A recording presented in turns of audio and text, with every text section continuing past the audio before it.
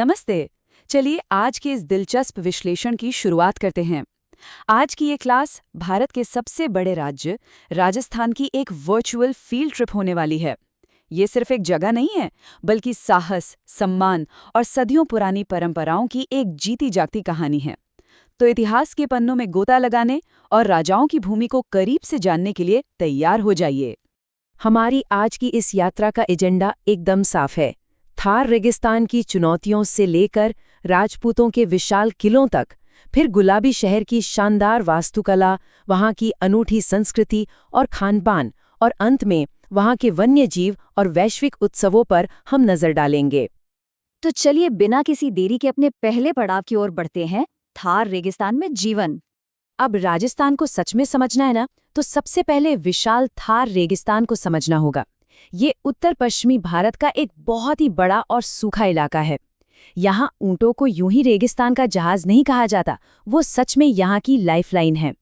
इस रूखे और कठिन माहौल ने यहाँ के लोगों को इतना मजबूत बना दिया है कि साहस उनके लिए कोई विकल्प नहीं, बल्कि जीने का एक स्वाभाविक तरीका बन गया है। जरा इस नंबर पर गौर कीजिए, 45 डिग्री सेल्सियस। यहाँ दिन का तापमान आसानी से इसके पार चला जाता है, एकदम झुलसा देने वाली गर्मी। लेकिन कहानी यही खत्म नहीं होती। सूरज ढलते ही रातें आश्चर्यजनक रूप से ठंडी हो जाती हैं। सोचने वाली बात है कि ऐसे चरम मौसम में सदियों से लोग कैसे अपना जीवन बिता रहे हैं। इसी कड़े संघर्ष से जन्म होता है हमारे दूसरे अध्याय का, राजपूत और उनके विशाल किले। जो युवा छात्र आज हमारे साथ इतिहास की इस क्लास में जुड़े हैं, उनके लिए ये जानना बहुत दिलचस्प होगा कि राजपूत असल में कौन थे। ये भारत के वो महान और ऐतिहासिक योद्धा थे जिन्होंने बिल्कुल असंभव सी लगने वाली परिस्थितियों में भी अपने सम्मान, बेमिसाल बहादुरी और भारी बलिदान के साथ अपनी मातृभूमि की रक्षा की। और जब भी राजपूतों की बात होती है तो मेवाड़ के निडर राजा महाराणा प्रताप का नाम सबसे ऊपर आता है। वो सच में प्रतिरोध और गौरव के सबसे बड़े प्रतीक थे। हल्दी घाटी के उस ऐतिहासिक युद्ध को कौन भूल सकता है, जहां उन्होंने शक्तिशाली मुगल सम्राट अकबर की सेना का डटकर सामना किया और हमेशा के लिए अपनी अमर विरासत छोड़ गए। अपनी इसी मातृभूमि को दुश्मनों से बचाने के लिए इन योद्धाओं ने पहाड़ों और रेगिस्तानों के बीच ऐसी गगनचुंबी इमारतें खड़ी कर दी जो आज भी हमें हैरान करती हैं। जोधपुर का नीला मेहरानगढ़, जयपुर का आमेर और जैसलमेर का वो सुनहरा किला, ये सिर्फ किले नहीं हैं, बल्कि 500 से भी ज्यादा सालों से खड़े क्षेत्रीय सत्ता और बेहतरीन रक्षात्मक रणनीतियों के जीते जागते चमत्कार हैं। किलों की इस दुनिया से निकलकर अब हम जयपुर चलेंगे और देखेंगे गुलाबी शहर की वास्तुकला। यहाँ एक बहुत ही दिलचस्प तुलना देखने को मिलती है।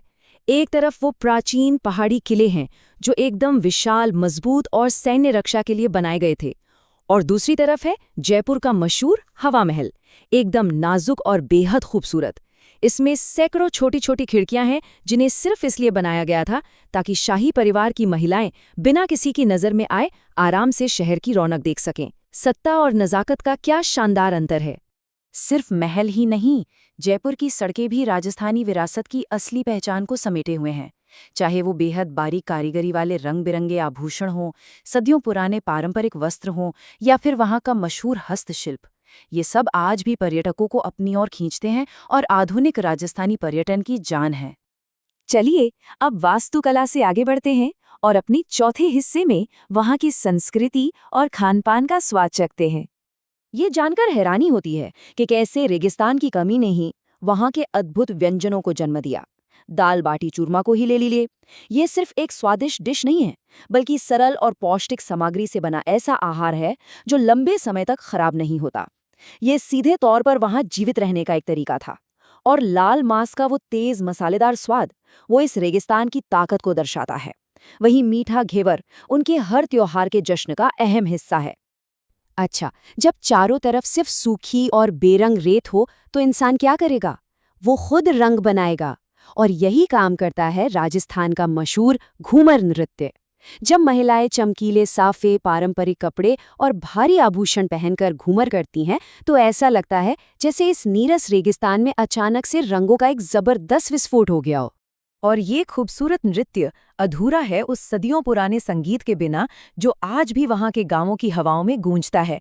सारंगी के वो गहरे सुर और ढोलक की वो तेज थाप, ये पारंपरिक वाद्य यंत्र बिल्कुल नहीं बदले हैं और आज भी राजस्थानी संस्कृति की असली धड़कन है। अब हम अपनी इस क्लास के आखिरी पड़ाव पर आ गए हैं, वन्यजीव और वैश्विक उत्सव। क्योंकि राजस्थान सिर्फ रेत तक सीमित नहीं है। 45 डिग्री की उस चिलचिलाती धूप को याद कीजिए। अब सोचिए कि उसी राज्य में एक ठंडी और शांत जगह भी है। जी हाँ, अरावली की पहाड़ियों में छिपा माउंट आबू। ये एक बेहद खूबसूरत हिल स्टेशन है। ऊंचाई पर होने की वजह से ये भयंकर गर्मी से बचने के लिए एक शानदार और ठंडी शरण स्थली का काम करता है। और आश्चर्यजनक रूप से ये राज्य कई अद्भुत जीवों का भी घर है। पूरी दुनिया में मशहूर रणथंबोर राष्ट्रीय उद्यान, जो अपने शानदार बाघों के लिए जाना जाता है, और केवलादेव राष्ट्रीय उद्यान, जो हर साल आने वाले हजारों प्रवासी पक्षियों के लिए एक स्वर्ग के समान है। यह दिखाता है कि इस रेगिस्तानी धरती में कितनी बेमिसाल जैव विविधता है। और अंत में बात करते हैं उस आयोजन की जो दुनिया भर को यहाँ खींच लाता है, पुष्कर ऊंट मेला। ये एक ऐसा समय होता है जब पूरा का पूरा शांत रेगिस्तान एक बेहद जीवंत, रंगीन और शोरगुल वाले उत्सव में बदल जाता है। तेज रफ्तार वाली ऊंटों की दौड़, पारंपरिक लोक नृत्य और हर तरफ फैले रंग बिरंगे बाजार, इसका एक अलग ही वैश्विक महत्व है। तो आज के इस विश्लेषण को खत्म करते हुए एक बहुत ही अहम सवाल छोड़ना चाहेंगे। राजपूतों के उस अडिग साहस और थार रेगिस्तान के कड़े संघर्ष को करीब से जानने के बाद राजाओं की इस भूमि से वो कौन सी सीख है जिसे हम सभी अपनी जिंदगी की मुश्किलों से पार पाने के लिए लागू कर सकते हैं? इस पर जरूर सोचिएगा। आज की इस क्लास में शामिल होने के लिए बहुत बहुत धन्यवाद और हमेशा कुछ नया सीखते रहिए।